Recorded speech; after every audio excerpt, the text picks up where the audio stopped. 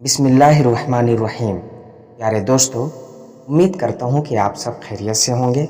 آج ہم بیان کرنے والے ہیں حضرت موسیٰ علیہ السلام کا واقعہ، اور اس واقعے میں ہم بیان کریں گے کہ موسیٰ علیہ السلام دریا نیل تک کیسے پہنچے، اور اس کے بعد کا واقعہ بھی اسی ویڈیو میں ہم بیان کریں گے۔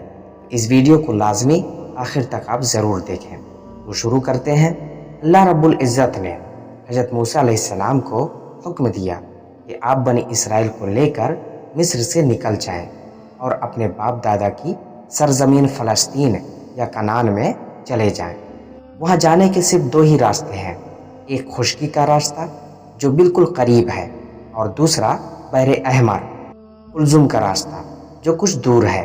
اللہ تعالیٰ کی مصلحت کا تقاضا یہی تھا کہ بنی اسرائیل خشکی کا راستہ چھوڑ کر دریائی راستہ اختیار کریں۔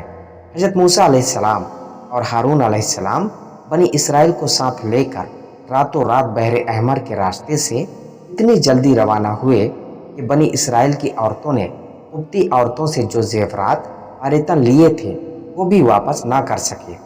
جیسے ہی فرعون کو بنی اسرائیل کے مصر سے روانہ ہونے کی اطلاع ملی، اس نے فوراً اپنی فوج کو ساتھ لے کر ان کا تعاقب کیا اور صبح ہونے سے پہلے ہی ان کے قریب جا پہنچا۔ بنی اسرائیل نے جب پیچھے مڑ کر دیکھا کہ فرعون اپنی فوجوں کو لے کر آ رہا ہے تو وہ گھبرا کر کہنے لگے، اب تو ہم گرفتار ہو جائیں گے، کیونکہ آگے دریا ہے اور پیچھے دشمن کی فوج۔ فرعون اپنے لشکروں سمیت جب حضرت موسیٰ علیہ السلام کے قریب پہنچا اور بنی اسرائیل انہیں دیکھ کر پریشان ہو گئے، تو اللہ تعالیٰ نے حضرت موسیٰ علیہ السلام کو تسلی دیتے ہوئے فرمایا، تم خوف نہ کھاؤ، اللہ کا وعدہ یقیناً سچا ہے اور تمہیں ضرور نجات دے گا۔ بس اپنی لاٹھی کو پانی پر مارو، اس سے دریا میں راستے بن جائیں گے۔ جب آپ علیہ السلام نے اپنی لاٹھی کو پانی پر مارا تو وہ پھٹ کر 12 راستے بن گئے، اور ہر دو راستوں کے درمیان پہاڑوں کی طرح پانی کھڑا ہو گیا۔ حضرت موسیٰ علیہ السلام کے حکم سے بنی اسرائیل ان راستوں پر چل دیے اور دریا سے پار ہو گئے۔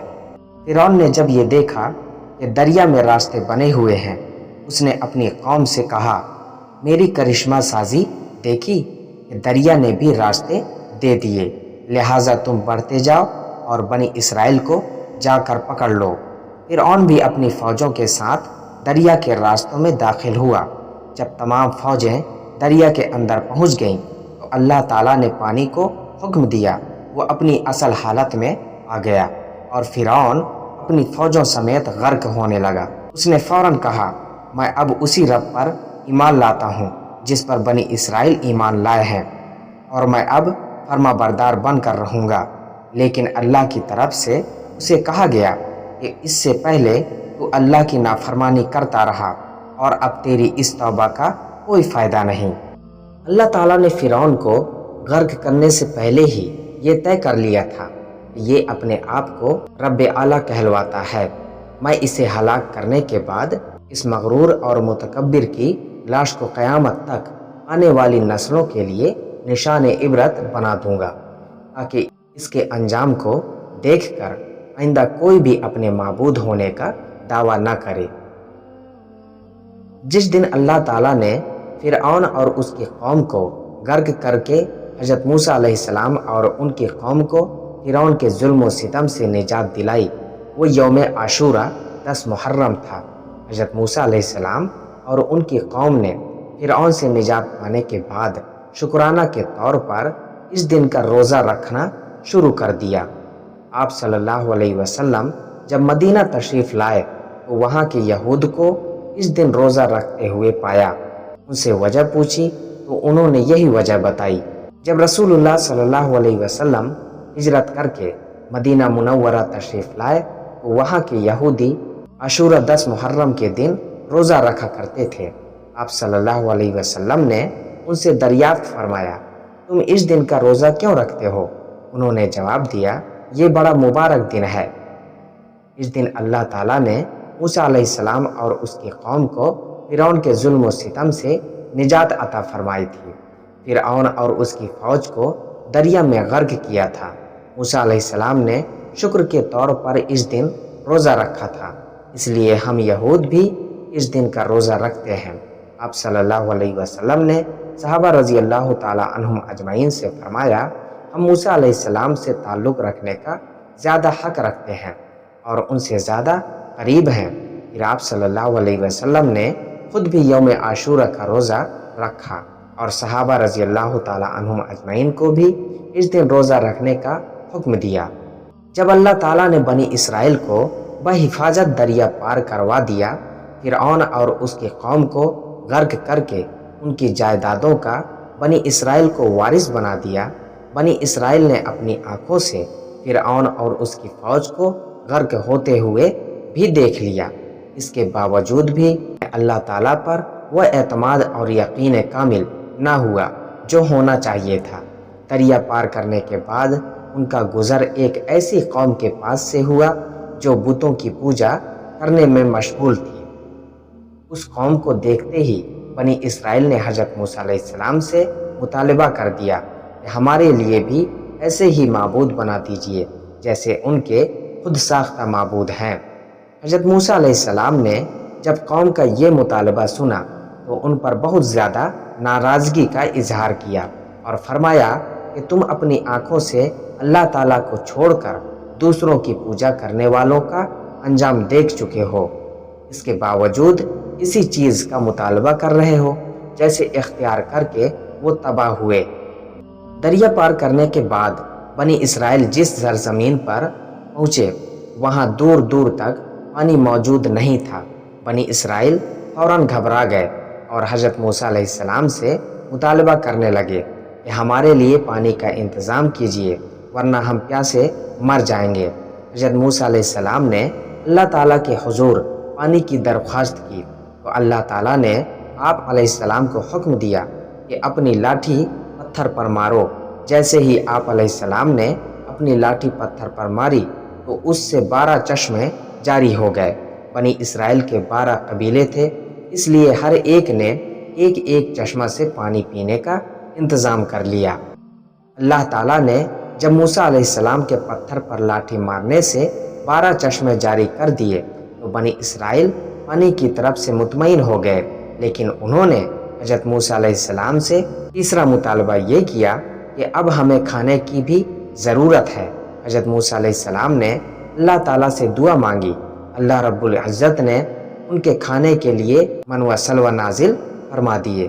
من ایک قسم کا میٹھا گوند اور شبنم کی مانند گاڑھی چٹنی جیسا تھا جو شہد سے زیادہ میٹھا اور دودھ سے زیادہ سفید تھا۔ یہ درختوں پر شبنم کی طرح پڑا ہوتا تھا، ہر آدمی اپنی ضرورت کے مطابق اسے اٹھا لیتا۔ سلوہ بٹیر کے مشابہ سرخی مائل پرندے تھے جو درختوں پر آ کر جمع ہو جاتے تھے۔ بنی اسرائیل روزانہ ضرورت کے مطابق انہیں پکڑ کر بھون کر کھا لیا کرتے تھے۔ جب بنی اسرائیل کو کھانے اور پینے کی اشیاء وافر مقدار میں ملنے لگی اور وہ اس حوالے سے مطمئن ہو گئے تو انہوں نے حضرت موسیٰ علیہ السلام سے مزید یہ مطالبہ کر دیا کہ یہاں گرمی بہت زیادہ ہے اور سائے دار درخت بھی موجود نہیں ہیں، کہیں ایسا نہ ہو کہ اس گرمی کی شدت سے ہماری موت واقع ہو جائے۔ حضرت موسیٰ علیہ السلام نے اللہ تعالیٰ سے دعا مانگی تو اللہ تعالیٰ نے بادلوں کو ان پر سائے کرنے کا حکم دیا۔ بنی اسرائیل جہاں بھی جاتے بادل ان پر سائے کیے رہتے۔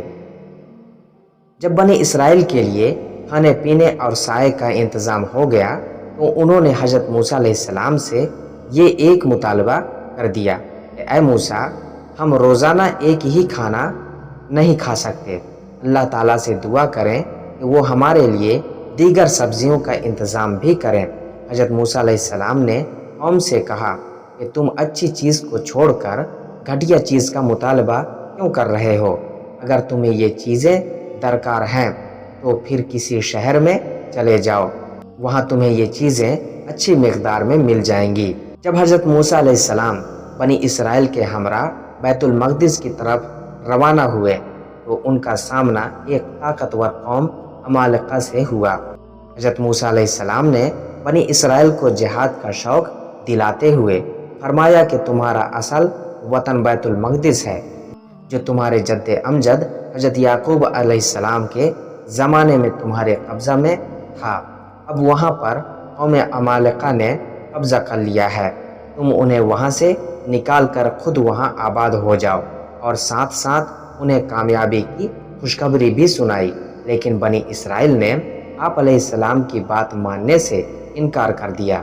اللہ تعالیٰ نے ناراض ہو کر ان پر خوف مسلط کر دیا اور انہیں 40 سال کی طویل مدت کے لیے میدان طے میں بھٹکنے دیا۔ وہ ساری رات سفر کرتے، جب صبح ہوتی تو وہ اسی میدان کے اندر ہی ہوتے۔ اللہ تعالیٰ نے حضرت موسیٰ علیہ السلام کو خصوصی ملاقات کا شرف اور احکام شریعت دینے کے لیے 40 دنوں کے لیے کوہ طور پر بلایا۔ جب آپ علیہ السلام وہاں پہنچے تو اللہ تعالیٰ نے آپ علیہ السلام سے گفتگو کی۔ آپ علیہ السلام نے جیسے ہی اللہ تعالیٰ کی گفتگو سنی تو اللہ تعالیٰ کو دیکھنے کی خواہش ظاہر کی۔ اللہ تعالیٰ نے فرمایا، اے موسیٰ، آپ مجھے نہیں دیکھ سکتے، لیکن حضرت موسیٰ علیہ السلام نے پھر بھی اصرار کیا تو اللہ تعالیٰ نے اپنی تجلی پہاڑ پر ڈالی، وہ ریزہ ریزہ ہو گیا اور حضرت موسیٰ علیہ السلام بے ہوش ہو کر گر پڑے۔ حضرت موسیٰ علیہ السلام کوہ طور پر تشریف لے جاتے ہوئے اپنے بھائی ہارون علیہ السلام کو اپنا جانشین بنا گئے تھے۔ آپ علیہ السلام کی قوم میں سے سامری نامی ایک آدمی نے بنی اسرائیل کی عورتوں سے زیورات لے کر پگھلائے اور اس سے ایک بچھڑا بنایا، جسے ہوا کی سمت رکھنے سے ایک قسم کی آواز نکلتی تھی۔ شیطان نے لوگوں کے دلوں میں یہ بات ڈالی کہ یہی بچھڑا تمہارا معبود ہے۔ موسیٰ علیہ السلام تو بھٹک کر کوہ طور پر چلے گئے، لہذا قوم بچڑے کی پوجا میں مصروف ہو گئی۔ حضرت ہارون علیہ السلام نے انہیں سمجھانے کی بہت کوشش کی، مگر انہوں نے آپ علیہ السلام کی بات نہ مانی۔ جب حضرت موسیٰ علیہ السلام کوہ طور سے واپس آئے تو قوم کو گمراہی میں دیکھ کر بڑے ناراض ہوئے اور اپنے بھائی ہارون علیہ السلام سے کہا، آپ نے میرے بعد قوم کو گمراہی میں مبتلا ہونے سے کیوں نہیں روکا؟ حضرت ہارون علیہ السلام نے فرمایا کہ میں نے تو انہیں روکنے کی بھرپور کوشش کی، لیکن ان لوگوں نے میری بات نہیں مانی۔ پھر موسیٰ علیہ السلام کا غصہ ٹھنڈا ہو گیا تو آپ علیہ السلام نے اپنے اور اپنے بھائی کے لیے اللہ تعالیٰ سے دعا مانگی۔ حضرت موسیٰ علیہ السلام نے جب لوگوں کو بچھڑے کی پوجا کرتے دیکھا تو ان پر بہت زیادہ ناراض ہوئے اور پھر لوگوں کی نظروں کے سامنے اس بچھڑے کو نذر آتش کر دیا، یہ بتانے کے لیے کہ تمہارا معبود نہیں ہو سکتا، اگر یہ معبود ہوتا تو اپنے آپ کو جلنے سے بچا لیتا۔ حضرت موسیٰ علیہ السلام کی قوم میں سے جن لوگوں نے بھی اللہ تعالیٰ کو چھوڑ کر بچھڑے کی پوجا کی، اللہ تعالیٰ نے سزا کے طور پر انہیں آپس میں ایک دوسرے کو قتل کرنے کا حکم دیا۔ حضرت موسیٰ علیہ السلام کی قوم نے جو بچھڑے کی پوجا کی تھی اس پر اجتماعی توبہ کے لیے اپنی قوم کے 70 علماء کا انتخاب کیا اور انہیں ساتھ لے کر کوہ طور پر گئے تاکہ وہاں پوری قوم کے لیے اللہ تعالیٰ سے توبہ و استغفار کریں۔ جب یہ لوگ وہاں پہنچے تو انہوں نے بھی اللہ تعالیٰ کو دیکھنے کا مطالبہ کیا۔ اللہ تعالیٰ نے فوراً ایک زلزلہ بھیجا جس کی وجہ سے وہ تمام افراد ہلاک ہو گئے۔ حضرت موسیٰ علیہ السلام نے اللہ تعالیٰ سے درخواست کی کہ اے اللہ، اگر آپ نے انہیں ہلاک کر دیا تو میں قوم کو کیا جواب دوں گا؟ ہم میں سے بے سمجھ لوگوں نے جو عمل کیا ہے اس کی سزا ہمیں نہ دیجیے۔ لہٰذا اللہ تعالیٰ نے انہیں دوبارہ زندہ کر دیا اور وہ توبہ کے بعد بحفاظت واپس آ گئے۔ بنی اسرائیل میں سے ایک مالدار آدمی کو اس کے بھتیجے نے اس لالچ میں قتل کر دیا کہ اسے مالدار کا چھوڑا ہوا مال مل جائے۔ اس آدمی کو قتل کرنے کے بعد اس کی لاش کسی اور کے دروازے پر پھینک دی اور صبح کے وقت وہ بھتیجا روتا پٹتا آ گیا اور جن کے دروازے پر لاش پڑی تھی ان سے لڑنے جھگڑنے لگا۔ یہ معاملہ پھیل گیا۔ آخرکار یہ معاملہ اللہ تعالیٰ کے نبی حضرت موسیٰ علیہ السلام کے پاس لایا گیا۔ آپ علیہ السلام نے اللہ تعالیٰ سے اس کے حل کے لیے دعا مانگی۔ اللہ تعالیٰ نے بنی اسرائیل کو ایک گائے ذبح کر کے اس کے گوشت کا ایک ٹکڑا مقتول کے جسم پر لگانے کا حکم دیا۔ بنی اسرائیل نے اس گائے کے بارے میں کئی سوالات کیے کہ وہ کس عمر کی ہو، رنگ کیسا ہو۔ جس قدر وہ سوال کرتے گئے اس قدر مشکل میں پھنستے چلے گئے۔ آخرکار انہوں نے بھاری قیمت ادا کر کے اس گائے کو حاصل کیا اور اس کو ذبح کر کے اس کے گوشت کا ایک ٹکڑا مقتول کے جسم کو لگایا۔ وہ وقتی طور پر زندہ ہو گیا اور اس نے بتا دیا کہ میرا قاتل کون تھا۔ اس طرح ایک مشکل مسئلہ کو اللہ تعالیٰ نے حضرت موسیٰ علیہ السلام کے ذریعے حل کر دیا۔ تو میرے دوستو، یہ واقعہ مکمل ہوا۔ اب انشاءاللہ تعالیٰ ملتے ہیں اگلی ویڈیو میں۔ تب تک کے لیے دعا کی درخواست کے ساتھ اللہ حافظ۔